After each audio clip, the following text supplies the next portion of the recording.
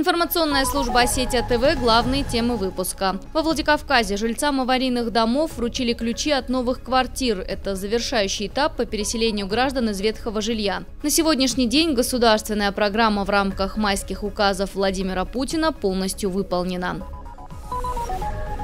2 детских сада сегодня торжественно открыли в Тарском и Чермене. Оба рассчитаны на 60 человек. В районе ощущалась острая нехватка мест в детсадах. Новые дошкольные учреждения позволят сократить очередь. Садики в торжественной обстановке открыл премьер Сергей Такоев. Основатели благотворительного проекта «Музыка за мир» объехали более сотни городов. На этот раз они прибыли в Северную Осетию с особой миссией – провести мастер-классы по игре на фортепиано, саксофоне и виолончели. Музыканты ездят по всему миру, особенно по местам, где прошли теракты или какие-то военные действия. Эти и другие темы далее подробно.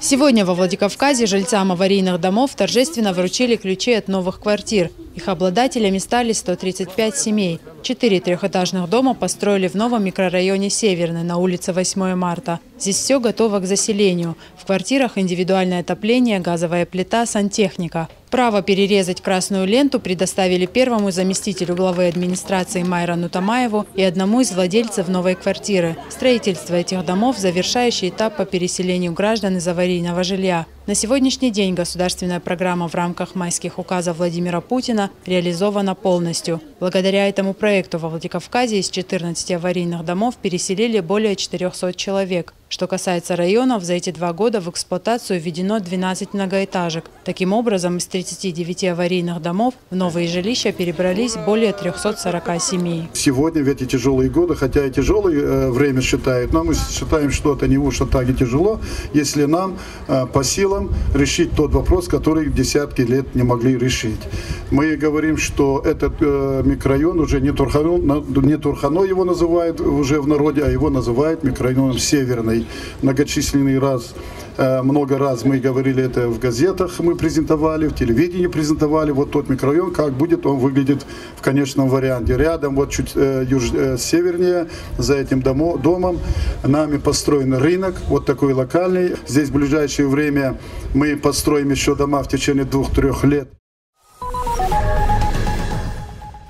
Забахай Ананижей, чтобы родителям была возможность работать, а вам расти и радовать их своими успехами. Вашарамун биру.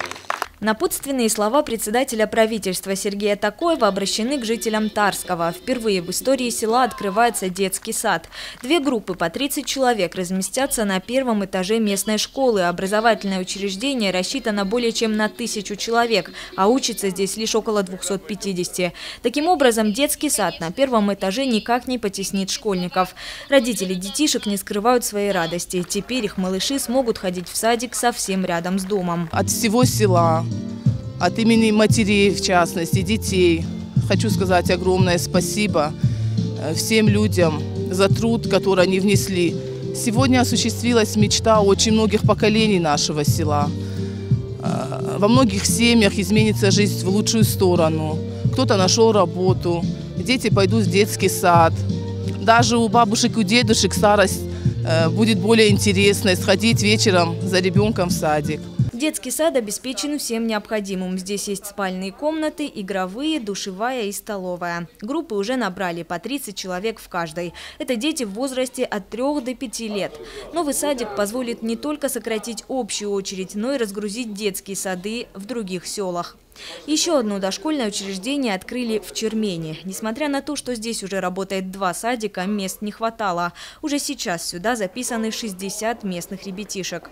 Детский сад номер 7 – пример успешного государственно-частного партнерства. Изначально здесь должен был быть обычный жилой дом, но хозяин решил продать постройку муниципалитету. В течение 3 месяцев он его ремонтировал, и в итоге район получил готовый детский сад. Всего на его создание потратили 10 миллионов рублей, 9 из них из федерального бюджета. В Республиканском министерстве образования отмечают, пригородный район ведет активную работу по ликвидации очереди. Уже на следующей неделе откроются 4 новых объекта – садики в Тарском и Октябрьском и новые группы в Камбелеевском и Михайловском. Сегодня мы самое главное понимаем, что в рамках федерального государственного образовательного стандарта дошкольного нового соблюдается преемственность между дошкольным образованием и общим образованием. И очень важно, что именно в сельской местности, где есть острый дефицит в местах, она ликвидируется в рамках этой программы. Очереди в детские сады – одна из главных проблем в Северной Осетии. В прошлом году местным властям при поддержке федерального бюджета удалось открыть более 3500 дополнительных мест. По плану в 2015-м появится порядка 4000. В рамках выполнения майских указов Владимира Путина нехватку мест должны ликвидировать уже в следующем году. Яна Гайгиева, Заур Цеов, Осетия ТВ. В связи с кризисом в стране процентные ставки по кредитам в банке существенно выросли. Чтобы обезопасить людей и предпринимателей от банкротства, председатель правительства Северной Осетии Сергей Такоев собрал руководителей банков республики. Премьер подчеркнул, что необходимо разрабатывать оптимальный план действий. В свою очередь, представители кредитных учреждений отметили, что с каждым клиентом будут работать в индивидуальном порядке. В основном это касается бизнесменов. Решения о повышении ставки на кредит будут принимать в зависимости от рода деятельности предпринимателя. На сегодняшний день, уверяют банкиры, они работают себе в убыток. Я понимаю, да, что какое-то увеличение должно быть, да, и возможно. Но я попросил, чтобы это было предметом таких договоренностей с клиентами, да, чтобы предметом обсуждения их реального состояния.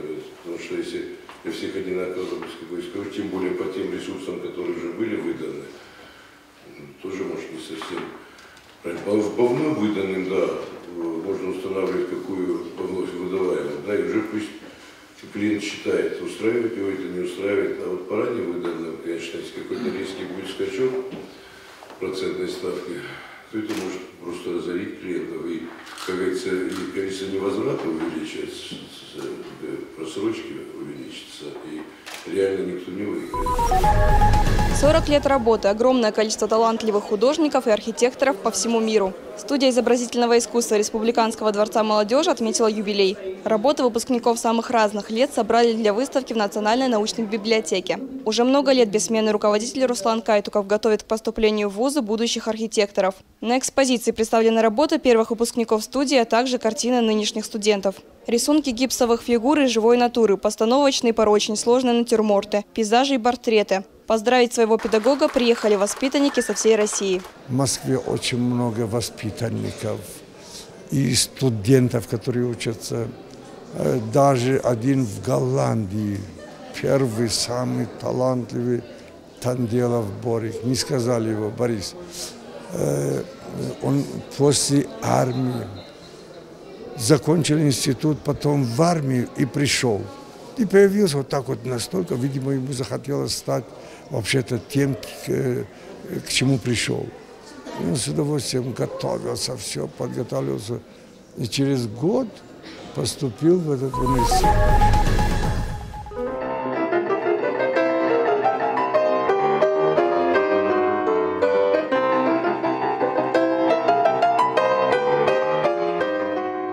Фортепиано, виолончель и саксофон – популярные и всегда вызывающие живой интерес инструменты. В Республиканском лицее искусств прошли открытые мастер-классы и семинары основателей и лидеров проекта «Музыка за мир». Мария Немцова проводит занятия по фортепиано. Она уже не первый раз в Осетии и отмечает, что уровень мастерства у ребят растет год от года. У нас раз в 2 года проходит проект, поэтому мы последний раз были 2 года назад. И мне кажется, что действительно какая-то тенденция очень хорошая наблюдается. И сегодня просто замечательные ребята были, очень-очень талантливые и способные, и хорошо наученные, что бывает не так часто. Поэтому очень приятно было. Одновременно мастер-классы проходят в нескольких аудиториях. Виталий Ватуля делится с ребятами секретами игры на одном из самых чувственных инструментов в мире. Саксофон нужно понимать, а игру на нем порой можно сравнить с восхождением на вершину. С нашим проектом мы проехали более 15 стран и уже провели более 300 мастер-классов и концертов. И цель нашего проекта то, что мы ездим по постконфликтным зонам и местам, где прошли теракты или какие-то военные действия или техногенные катастрофы.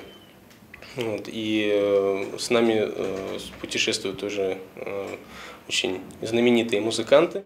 Впервые приняла участие в проекте «Музыка за мир» виолончелистка лондонского оркестра солисты Ковент Гарден Алиса Любарская. Она терпеливо и скрупулезно объясняет ребенку, с какими штрихами играть мелодию. После мастер-классов участники проекта подготовили всем музыкальный подарок. В программу концерта вошли произведения Баха, Моцарта, Бетховена и других композиторов. Залина Губурова, Олег Рамонов, Осетия ТВ.